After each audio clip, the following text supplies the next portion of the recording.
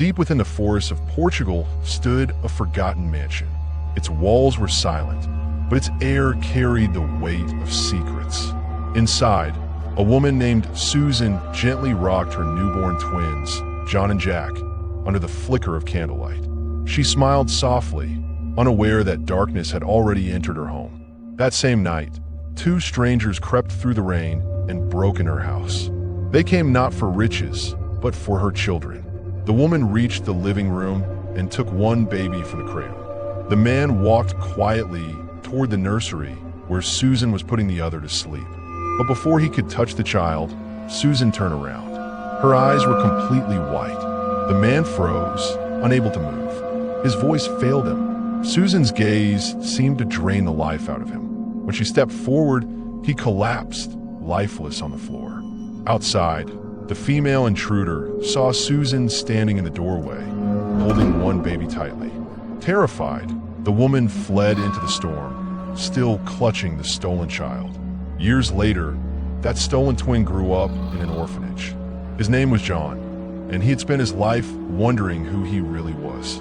On his birthday, his girlfriend Joyce gave him a small DNA reader, a device that could trace blood relatives. When John tested it, the result revealed a perfect match, a man named Jack, living in Portugal. John finally had a brother. Eager to meet his family, John and Joyce traveled to Portugal and followed a narrow road through the forest until they reached an enormous estate. Waiting at the gate was Jack, smiling with open arms.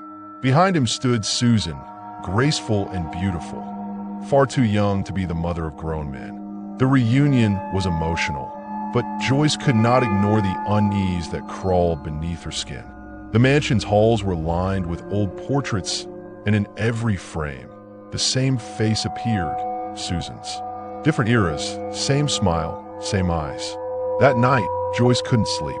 She wandered through the dark corridors and heard voices coming from behind a door. It was Susan and Jack, speaking quietly.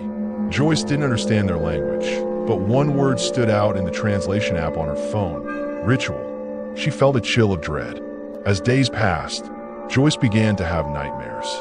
She saw babies crying in the dark and mirrors that showed her own reflection smiling back. When she tried to leave, she realized her phone had no signal. Trapped and terrified, she discovered a hidden basement door. Inside was a frail old man chained to the wall. He whispered that Susan was not human. She was a witch who kept herself young through forbidden rituals. To renew her youth, she bore children with her own sons and fed on their blood when age began to claim her. Joyce ran to find John, but it was too late. Susan had given him a drink laced with something strange. His eyes were unfocused, his movements slow. Susan stood over him, whispering words of possession, her face shifting between beauty and rot. Joyce tried to stop her, but Susan attacked, her strength unnatural and relentless. In the chaos, Jack appeared, already under his mother's control. He fought Joyce, but she struck him and escaped. From the shadows, the old prisoner appeared. Arthur, Susan's first son, and he sacrificed himself to save Joyce and John from her grasp. At sunrise, Joyce dragged the weakened John out of the burning house. When she looked back, the mansion was collapsing, swallowed by the forest. Yet through the smoke, she saw Susan once more, young again, holding a newborn baby in her arms, smiling as if nothing had happened. Her voice carried through the wind, soft and eternal. Forever, my child, forever young. And the curse continued.